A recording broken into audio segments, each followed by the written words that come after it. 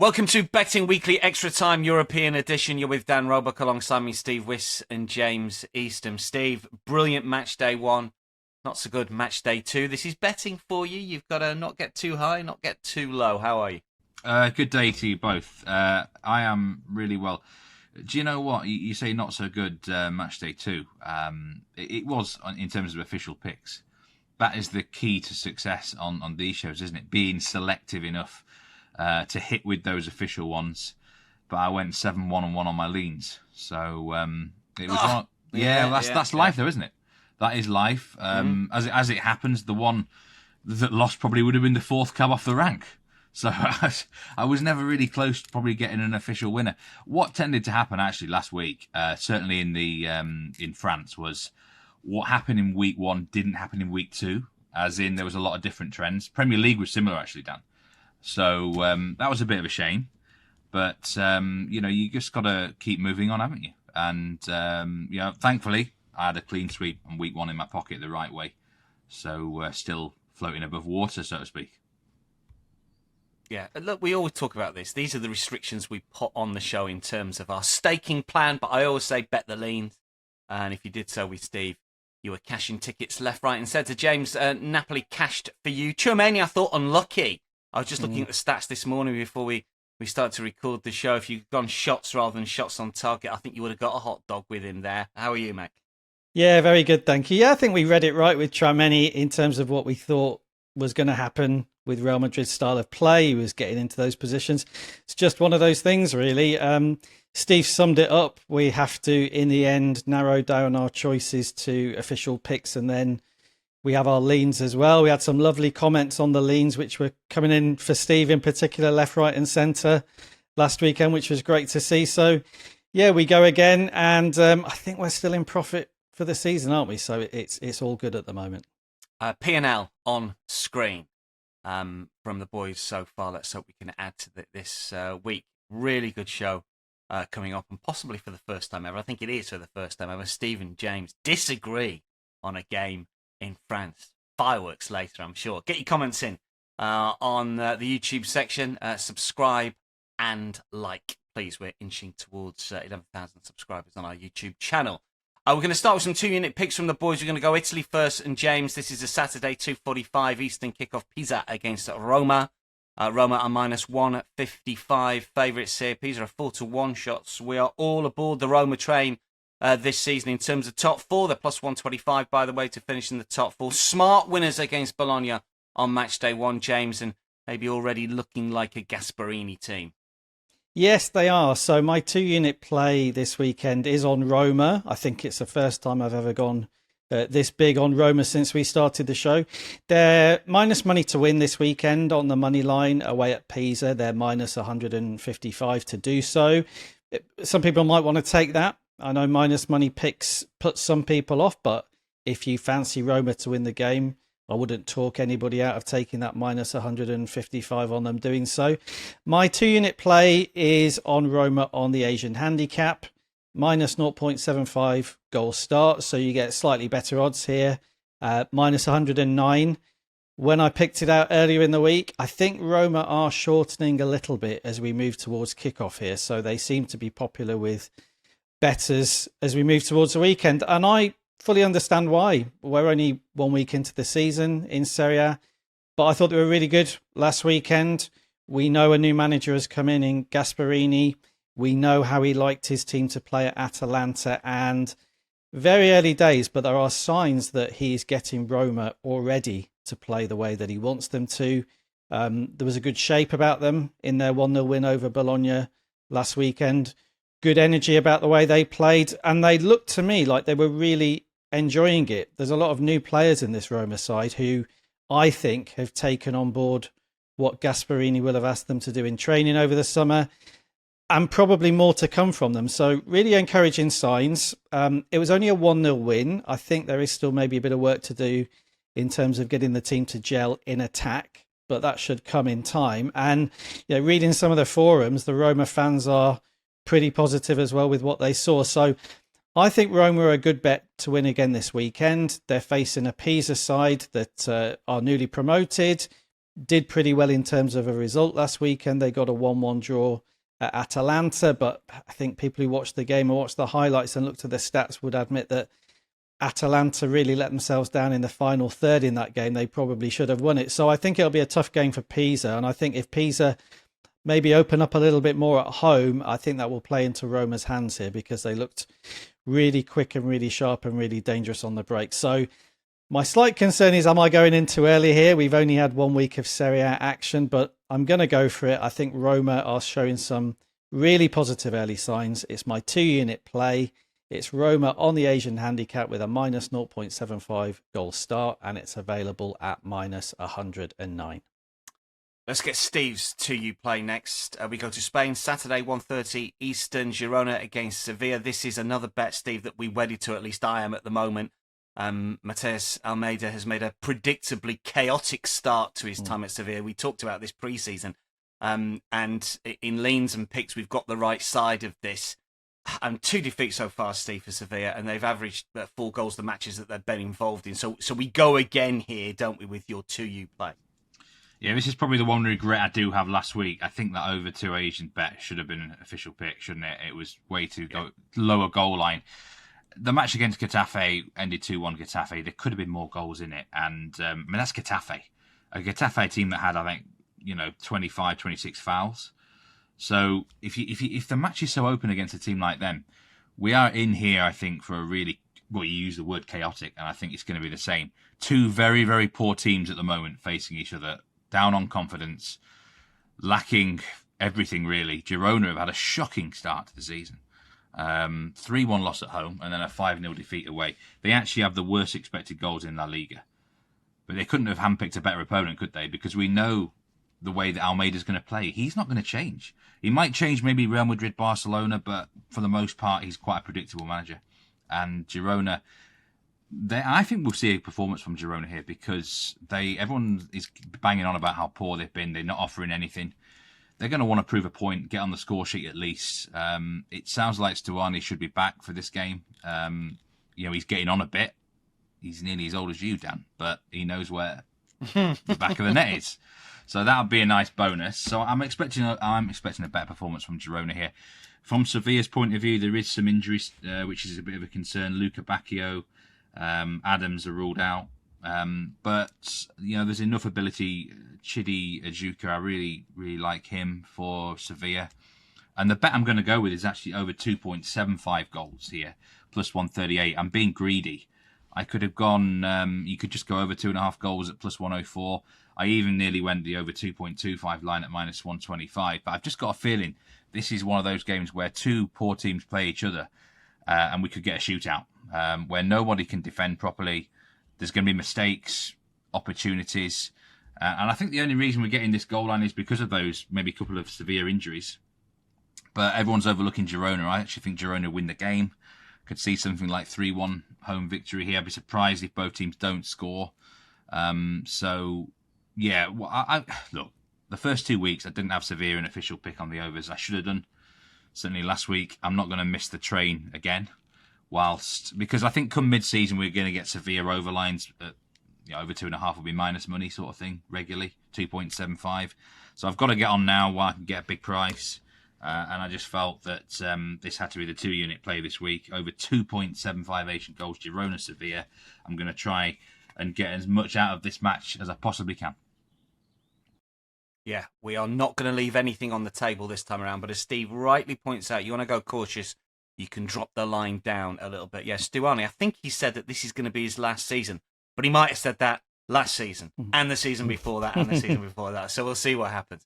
Very much their talisman, of course. Let's get some 1-unit picks here. We're going to stay in Spain. Real Madrid, Mallorca, the first game that we're going to talk about. This is 3:30 Saturday Eastern. Real Madrid minus 560, very short to beat Mallorca side, who are 13-1. James, this is your 1U play on the match that you've got your 1U play on. 2 wins so far from Madrid, predictable. Goals from Mbappe in both, again, predictable. But back-to-back clean sheets on match day 1, match day 2 for the first time in a decade when Rafa Benitez was in charge. So is this the return of Madrid to nil for bettors? What's your 1U play?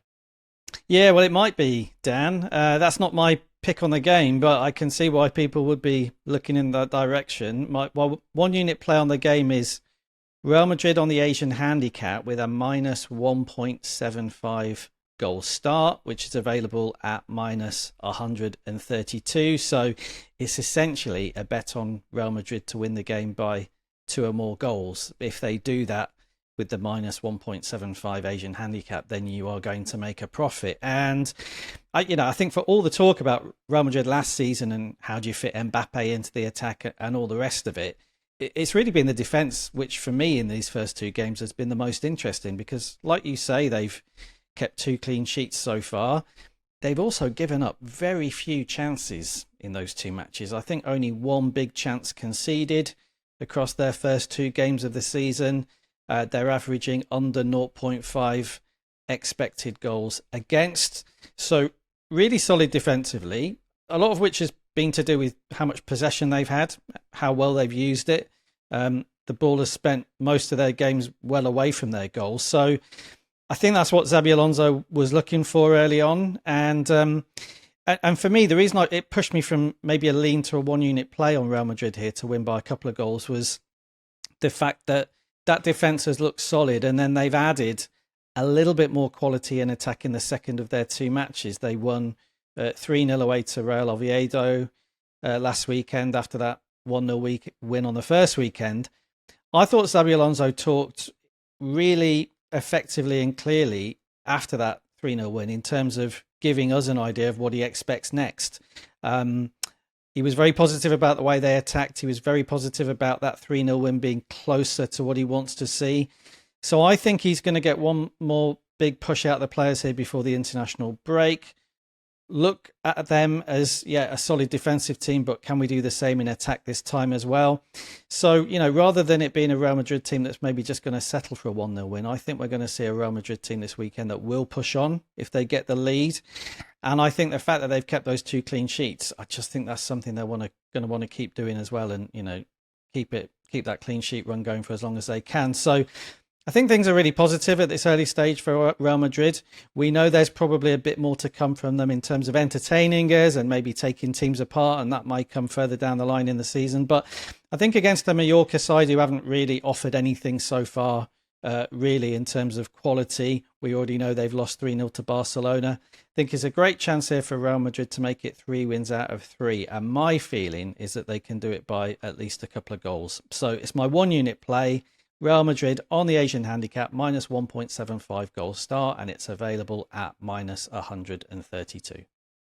We're going to throw in Steve's 1 unit play here as well, which is a parlay. It incorporates Barcelona's trip to Rayo on Sunday, 3:30 Eastern. After 2 match days in La Liga, the Real Madrid-Barcelona double has hit twice, 17 times last season. You cashed it, but we're not looking at the money line parlay, Steve, our way here, Real Madrid and Barcelona. What is the one you play?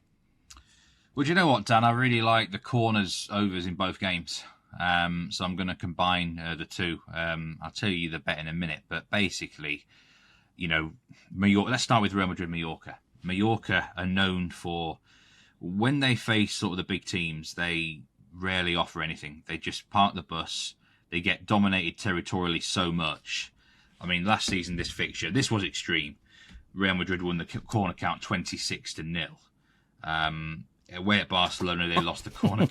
They lost the corner count 13-2. Yeah, that's extreme because Real Madrid were trying to get a goal for most of the game. But that's the point for Mallorca. That they just when away from home in these fixtures, they just get so dominated. So I'm looking at over 8.5 corners for both of these games, starting with Real Madrid, obviously Mallorca. I mean, Real Madrid could cover this on their own. They probably will. I always like taking rather than the team total corners, I always like to take the whole match corners, because you just never know when the underdog might nab a couple of corners, play for set pieces sort of thing. And then we move to Barcelona at Rayo Vallecano. Rayo Vallecano averaged in the top 5 for corners last season. I mentioned them before for corners. And a lot of it is to do with the way they play. 4-4-2 system, they go out wide. They do tend to rack up quite a lot of corners. And I think they'll give Barcelona a decent game here, actually. This could be... There's actually night and day between how Real Madrid and Barca are playing right now. Real Madrid have a lot more control. They've only conceded 8 shots all season. Barcelona are just this chaotic team, aren't they? I prefer actually watching Barcelona, I've got to be honest. Their games are just incredible. And this could be another one. There was 3-2 last week against Levante. It could be the same again with Rayo Vallecano. So again, for both matches, over 8.5 corners. I couldn't decide between the two which one I wanted as a single, so I've decided to combine it. I nearly looked at a hot dog here, actually. Both matches over 10.5 corners. So the ladder is kind of coming out. I think if I was going to ladder one game, it would be the Barcelona match because Rayo have much more chance of contributing to the corners than Mallorca do. But I think you're just basically looking at a lot of territorial domination from both, a lot of shots in the case of the Barcelona game as well, clearances and stuff like that. And ultimately, I do believe both teams will win. I certainly think Real Madrid will comfortably win. But in terms of my double here, and the odds are -103, Real Madrid against Mallorca and Rayo Vallecano against Barcelona. Both matches over 8.5 corners, -103 parlay. It's not often they do this, but occasionally, I think they did it twice last season. I think twice cashed. So these parlays are a good way of lowering the line. 9 corners in each game is not asking a lot, Dan, when we should really get it from both sides on their own.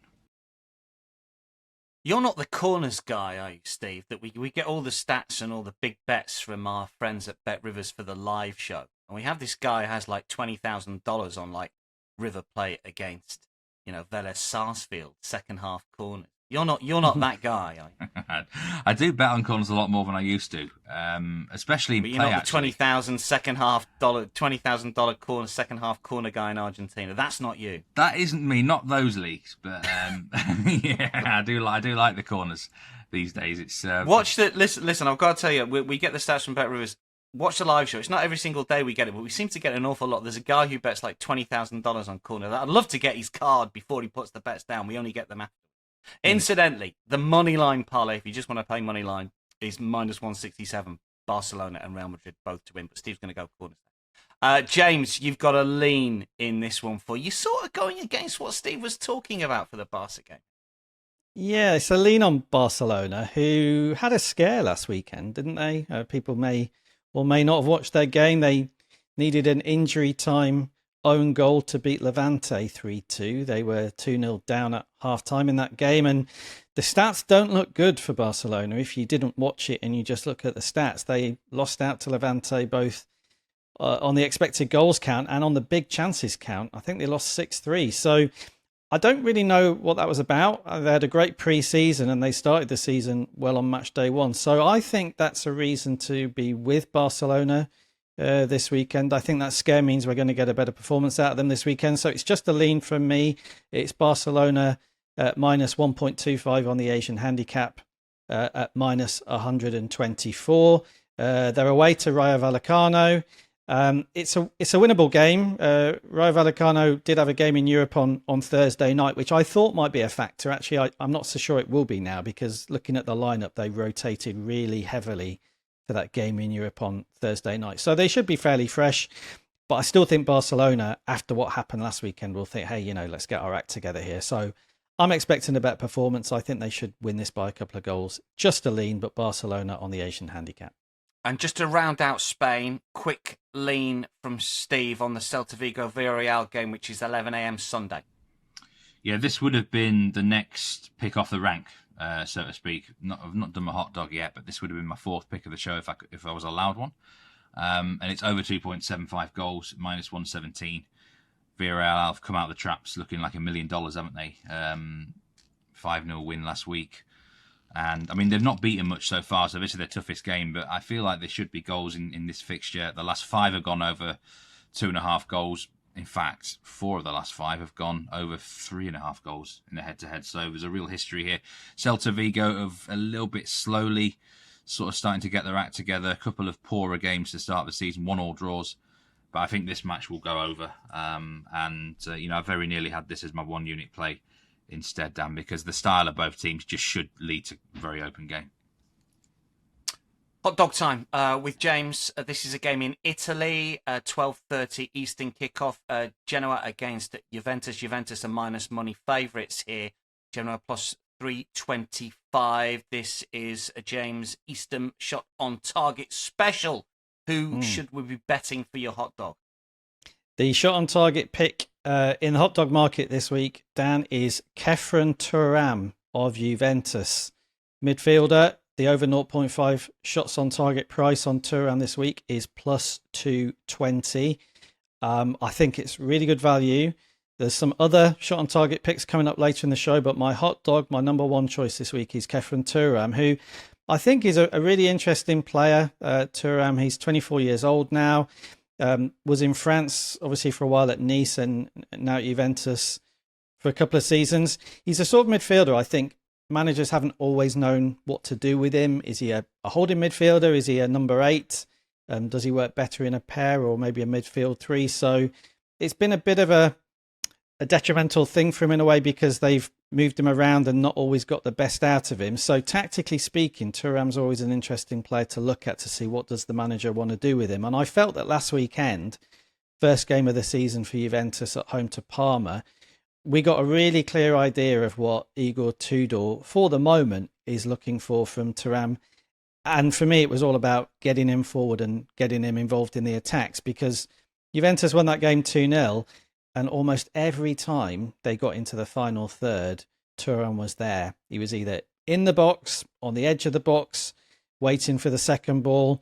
So it looks to me at the moment as though Igor Tudor, the Juventus manager, is looking for a big attacking contribution from Thuram. And the stats last weekend on that game against Parma really bore that out. He had 6 attempts on goal, did Thuram, and 2 of them were on target. So I feel the price on him in the over 0.5 shots on target market this week hasn't quite caught up with what we saw last week. Now, slightly different game this week. Juventus are away from home against Genoa, but actually it might be the same sort of game because I'm expecting Genoa to be fairly defensive here. They may well sit quite deep. I think if they do that, Juventus should have plenty of the ball. And I think if they have plenty of the ball, they'll be looking for Thuram to get forward. So it's only one game of evidence, but I think sometimes that's where you can actually pick up these prices before maybe the market has reacted. So looking for Thuram to play the same way this week as he did last weekend. That's what's led him to be my hot dog pick, over 0.5 shots on target from Thuram, and that's available at plus 220. And a lean from Steve on this one. Yeah, Genoa involved, so it's got to be under lean, hasn't it, again? Easily cashed the lean last week, under 2.25 goals. Exactly the same. A bet again here. The same line is on offer. James just said it himself there. He expects Genoa to be defensive. And so do I. Patrick Vieira against, when he's an underdog, he's always going to play in the same way. We know he's very predictable. They won't offer much. Last week's game at home to Lecce only had 12 shots with 2 on target.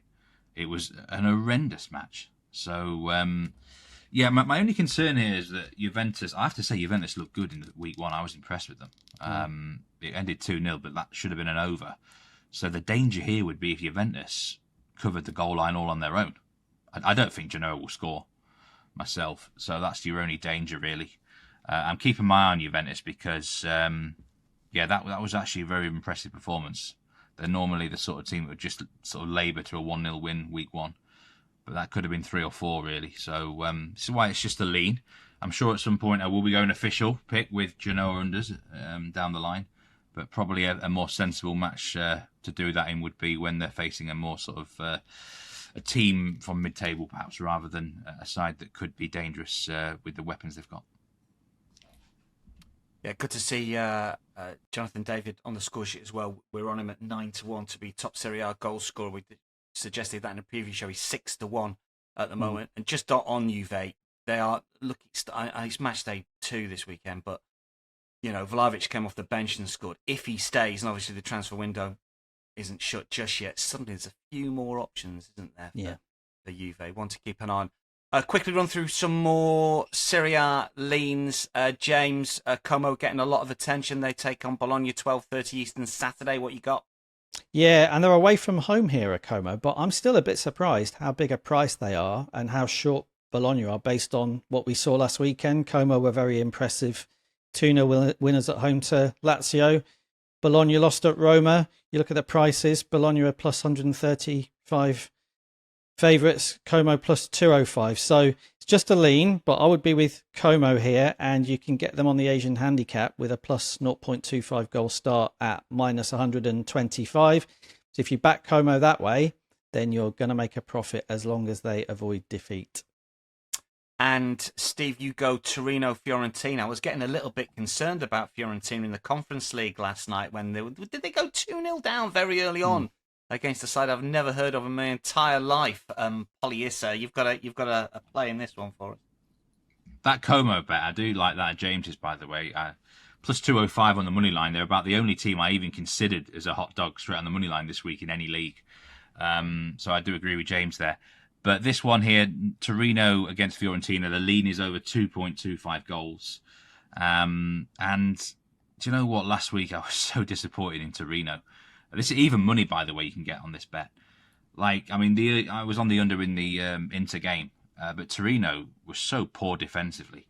The new manager coming in, Marco Baroni, when you think about it, his Lazio team, you were looking more overs than unders, weren't you, with him?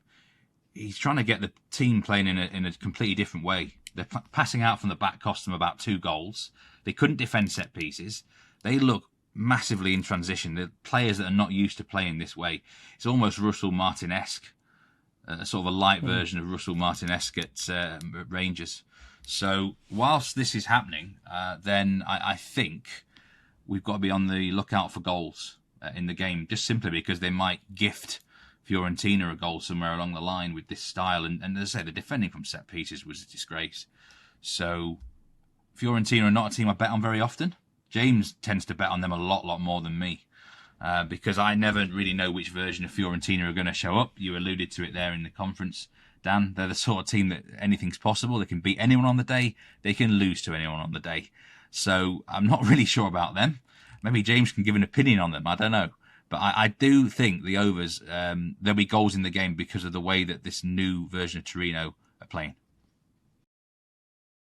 Thoughts on Fiorentina? Just realised that Edin Dzeko's playing for them, which I never knew. One of those, does he play for them moments? James? Well, I mean, I couldn't believe it when they went 2-0 down in that European game because they cruised. They won the first leg leg 3-0, didn't they? I thought, hang on, they could be in trouble here.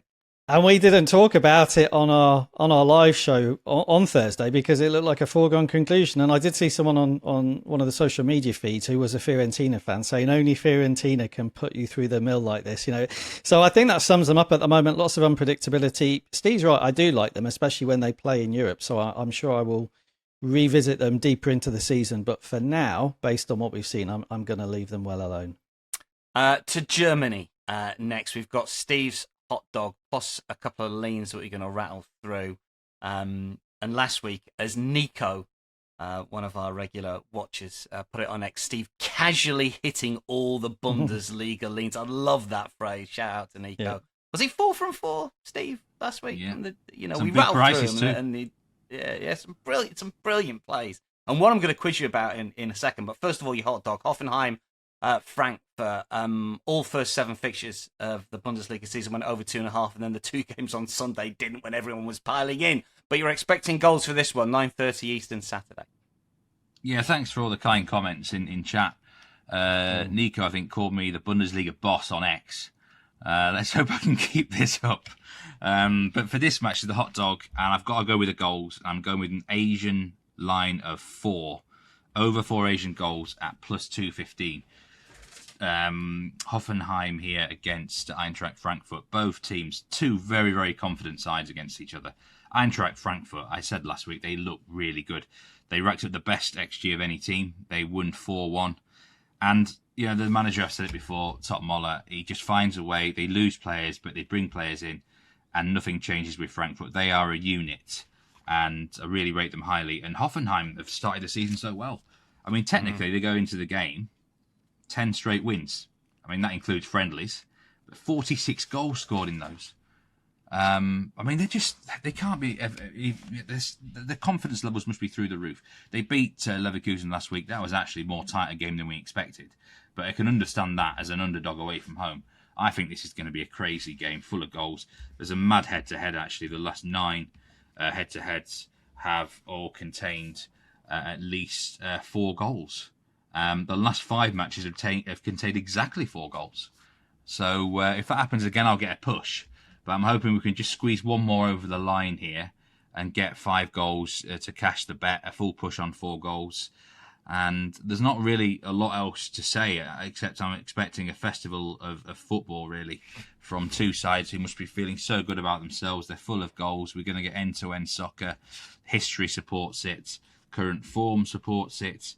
And you know what? I very nearly had this as a 2-unit play for over 3.25 goals. But when I'm so confident in a lot of goals, I had to go with the hot dog on this level. So an Asian line of 4 is the bet over at plus 215. Yeah, Bundesliga continues to deliver on goals. The current average, it's only match week 1, is 3.55. Last season, 3.13. You've got to go to 4 for the hot dog Asian play at plus 215. In the 89-90 season, the average was just over 2.5. You tell that kids of today, you tell overs bettors of the day, they won't believe you. They will not believe you. But there you go. Bundesliga is goals, but the line continues to be high as the market caught up. Let's hope not for Steve's hot dog. And quickly, Steve, we've got a couple of other Bundesliga leans we're going to rattle through. At 9:30 Saturday, first of all, Bremen against Leverkusen. Surprised you didn't go team total Bremen here, because you did with Hoffenheim against Leverkusen, but you alluded to the fact that maybe it wasn't so straightforward. What's the lean in this one? I've got to keep going against Erik ten Hag, haven't I? So Tino bet on Bremen's the lean at plus 163. I'll be honest, part of me doesn't really like this bet because Werder Bremen did not impress me last week. They were awful. And I alluded to that last week, that I was a bit worried about them. But at the moment, I cannot. You couldn't put monopoly money on Leverkusen, could you, with Ten Hag involved? So I've got to keep fading Ten Hag. And, you know, you mentioned the team total. Bremen are the sort of team, if they are going to win, it might be 1-0, you know. Leverkusen's XG was really low last week as well. So this is probably the least confident lean of the whole show from me. It's just like an automatic fade of Erik ten Hag at the minute. So Tino bet on Bremen plus 163. What about in the Wolfsburg-Mainz game? This is Sunday, 9:30. What you got for us leans-wise? Going Wolfsburg on the money line here. Good win last week to start the season. That said, I'm expecting a lot better from Wolfsburg this season. And they delivered in week 1. Plus 102 here to beat Mainz on the money line. I think in a normal week I wouldn't maybe bet this, but I love fading teams who've played on Thursday in the Conference League, especially teams who are not used to it.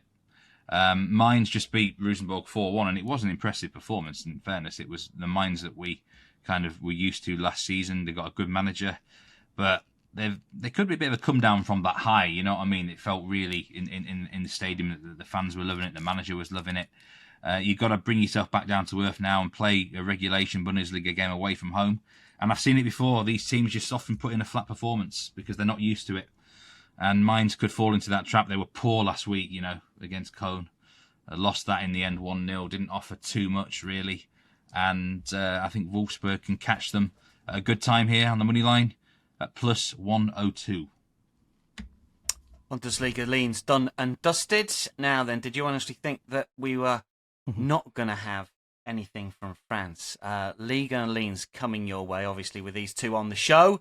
All games on Sunday that we're going to talk about here. We've got leans, we've got disagreement. We're going to kick off with James' thoughts on Rennes' trip to Angers. A story here ahead of the game sent us on a striker moving from one to the other. James, explain all what you got leans-wise.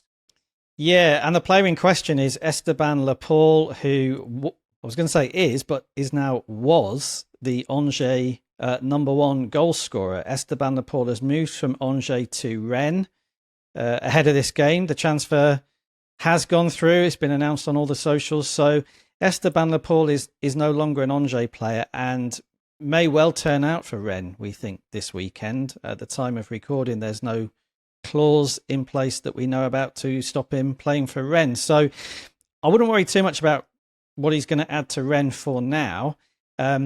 It's more about what a huge loss he is for Angers, and he really is a big loss because Esteban Laporte has been a massive positive factor at Angers in 2025. He scored 50% of their league goals in the second half of last season to keep them up, and he'd started this season looking really sharp as well. He scored the winner on match day 1. So Esteban Laporte leaving Angers is a huge blow for them. Makes them far more likely, in my opinion, to be in a relegation battle this season. And for this weekend, it means that the only way to play it for me is to oppose Angers in some way and get with Rennes. So my lean on the game is Rennes minus 0.25 on the Asian handicap, available at minus 114. You need Rennes to win the game for that to cash fully. But I think there's a good chance of them doing that just because of how much Angers are weakened by Esteban Paul leaving. So great opportunity to back Angers. And I would just say, when you're checking out the prices in the player markets, has he been priced up as though he's still an Angers player, or have the markets taken into account the fact he's moved? I would personally leave him alone completely, individually speaking, this weekend, because it will take him time to settle in at Rennes. But the headline really, and the major impact of Esteban Paul leaving Angers, is that they are now, for me, a side to oppose. Strasbourg at Monaco next. James and Steve have got opposing views for this one. James, give us your thoughts. First of all, Lima Senior's side continue to be on a really good midweek win. You put it up on the live show yesterday. I tailed you for that game. And you said it as a lean, and there was a little bit of caution in your voice on the live show. But look, I didn't watch the game, but just looking at the scoreline and the game state, seemingly was relatively comfortable. Yeah, I feel like we should put a date in the diary here, Dan. Final weekend in August. Steve and James disagree on a League One match. It hardly ever happens, right? But we are disagreeing on this one, and I'm back in Strasbourg away at Monaco this weekend because you're right. Yeah, they had a great win on Thursday night to get through in the Conference League. They won 3-2 at Brøndby in the second leg, and that keeps them unbeaten in 4 matches so far this season. They haven't played that well in all of those games. A couple of slightly laboured 1-0 wins so far in League One. But what they have been in every game is very difficult to play against, and they have yet to be outplayed. They've been really solid, even though I think they're still finding their feet as a team. They've had a huge number of players coming in and players going out, so it will take time to get to their best. But they've looked really solid for me, and Monaco are really short-priced favourites this weekend. I think they're something like minus 190 to win the match. For me, it's just too short because I think, yes, Monaco are a good side and they've actually got a very good home record in League One in 2025. But I feel Strasbourg at the moment are playing really well and will be difficult to beat. So I think that really short price on Monaco gives you great opportunities to side with Strasbourg on the Asian handicap. That's what I'm going to do on the game this weekend. It's just a lean, but it's on Strasbourg plus 1.25 on the Asian handicap at minus 141. So you can even have Strasbourg lose the game by a single goal there, and you're going to make money. And just a very quick stat on Strasbourg, which feeds into this lean. In 2025, they've played 21 games in League One. They've only lost 3 of them, and all 3 they lost by just a single goal. So they are a side who this calendar year have been really difficult to beat easily. And I just feel that even though there's a few maybe concerns about fatigue after that game in Denmark on Thursday, they should be good enough to avoid a serious beating here. So Strasbourg for me, plus 1.25 on the Asian handicap at minus 141. Okay, no further questions from James. Your Honour, the witness now moves to Mr. Wyss, who can give us his thoughts on Monaco-Strasbourg. This is the case for Monaco. Well, the first thing I think I've got to say is I think this is a really, really difficult round in France. I wasn't really tempted by an official playing anything. The matches are Stop currying favour with the judge. Get on with it. But this was the one, if I had to go with a team, it would be Monaco on the -1 Asian handicap at minus 120. Now, if James ever wants to sort of disagree with me in future, he knows what to do, and that is to bet on a team that has played away from home on a Thursday evening in Europe, because it's me, it's auto-fade territory. I mentioned it with the Mainz game there, and in this instance, Strasbourg have played away from home in Brøndby. I actually thought it was a good win for them. Really mature performance, lots of positives, but it was a bruising game. I mean, physically, Brøndby really gave it to them. And, I think, I'm not sure what's left in the Strasbourg tank after that. They are not used to this at all. And Monaco, if they've got anything about them, should take advantage of it. I think what would be normally a fair price if both teams had a full week of rest. I think a line between minus 0.75 and -1. I've got a feeling that James doesn't rate Monaco as highly as me.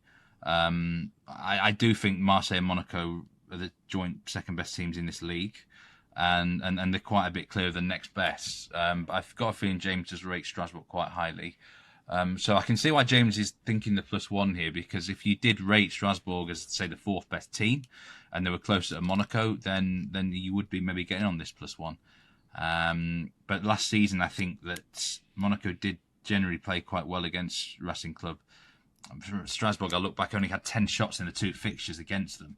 It's not a lot, is it? Last season, the strategy, this was 0-0 last season, and Strasbourg's strategy was basically came here and parked the bus. And I think they'll do the same. I think they'll be defensive.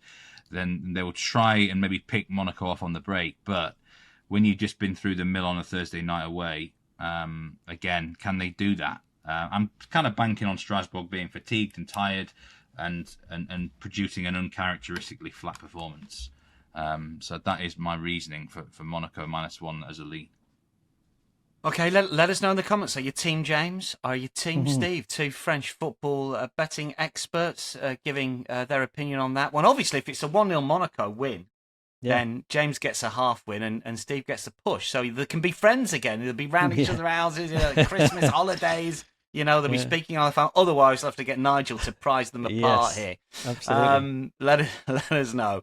One last game to look at before we power down. Lyon against Marseille. Big game on Sunday, 2:45. James, you've got a portfolio of props for our viewers' pleasure. What you got? Yeah, this should be a really entertaining game between Lyon and Marseille. Big rivals over the last sort of 20, 25 years, and they've both started the season in, if not good form, certainly entertaining form. We saw Marseille win 5-2 against promoted Paris FC last weekend, and Lyon actually have been in good form. They've won 2 out of 2 so far. So I'm expecting an open and entertaining match here, and I've got a couple of player picks in the over 0.5 shot on target market, neither of whom I made the hot dog. I went with Kefren Turam obviously earlier in the show, but I think these 2 players in this match are worth looking out for as well. So the first of them is Pierre-Emile Højbjerg of Marseille. Over 0.5 shot on target price on Højbjerg this weekend is plus 310. Now, people might think of Højbjerg and think he's a bit of a holding midfielder. Does he really get forward that much and have shots on goal? And I think the answer at the moment actually is yes, he does. And there's one big reason for that at Marseille, and that is that Adrien Rabiot, the France international midfielder, is not involved at the moment because he is transfer listed. There was a bust up in the Marseille dressing room a couple of weeks ago and Rabiot got put on the transfer list.